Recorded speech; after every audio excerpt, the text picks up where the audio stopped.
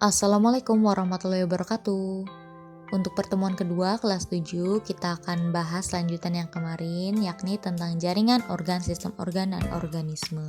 Nah, sebelumnya kita sudah belajar tentang sel, masih di bab 1, yakni tentang sistem organisasi kehidupan.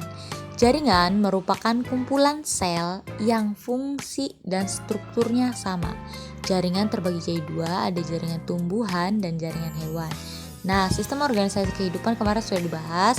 Ada sel berkumpul jadi jaringan, berkumpul jadi organ, sistem organ, dan membentuk satu organisme gitu. Nah, selanjutnya macam-macam jaringan pada tumbuhan. Ada 5 ya, ada jaringan meristem. Cirinya sel-selnya aktif membelah, biasanya bagian tumbuhan yang bertambah panjang atau tinggi. Nah, letaknya biasanya di ujung akar dan ujung batang. Lalu ada jaringan penyongkong. Cirinya berdinding tebal, fungsi untuk menyongkong atau memperkuat tumbuhan. Jaringan dasar atau parenkim untuk mengisi ruang antar sel. Jaringan pelindung atau epidermis melindungi permukaan tumbuhan, dan jaringan pengangkut sebagai pengangkut zat. Ada silem dan flum.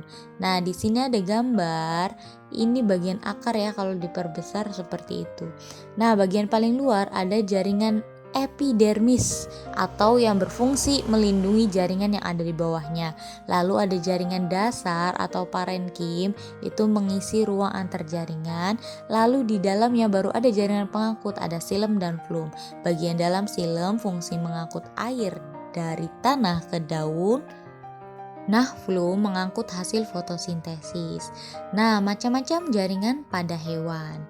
Hampir sama, ada yang disebut dengan jaringan epitel. Fungsinya sebagai pelindung juga, cirinya sel-sel tersusun rapat.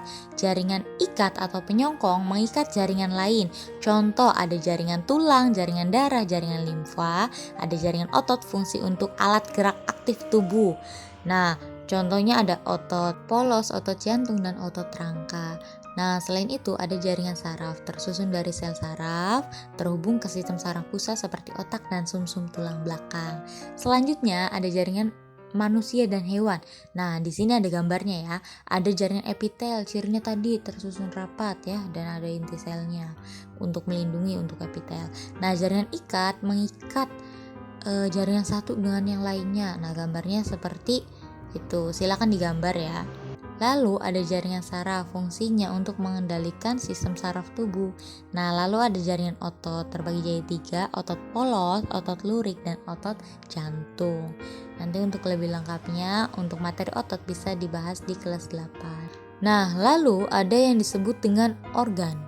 Kumpulan beberapa macam jaringan yang berbeda yang bersatu menjalankan suatu fungsi.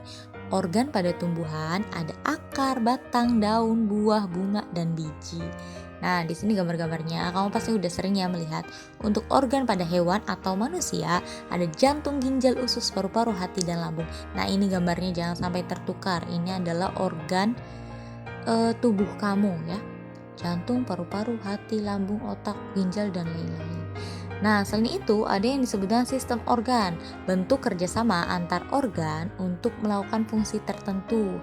Seperti ada sistem peredaran darah, yakni tempat jalannya darah, ada jantung dan pembuluh darah untuk organnya, ada sistem saraf tadi.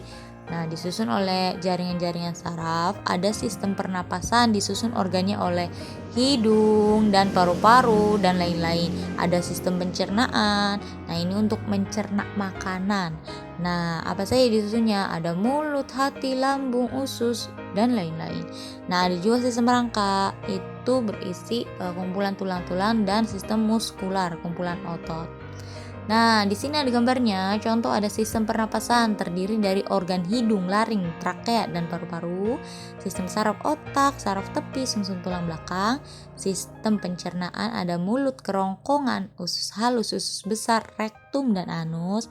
Dan ekskresi ada paru-paru, ginjal, kulit, dan hati.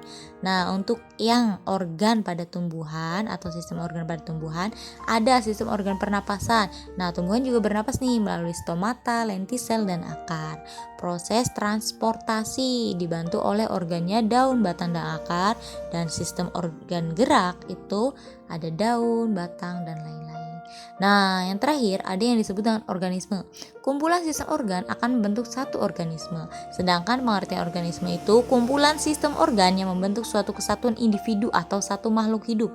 Nah, contohnya manusia dan makhluk hidup lain, atau manusia, hewan, tumbuhan. Nah, 6 ciri umum makhluk hidup atau organisme. Yang pertama, memerlukan makan, bernapas, bergerak, tumbuh, berkembang biak, dan peka terhadap rangsang. Nah, sekian dan terima kasih untuk pembelajaran kedua kali ini. Kurang dan lebihnya mohon maaf. Jangan lupa dirangkum dan dikumpulkan foto rangkumannya.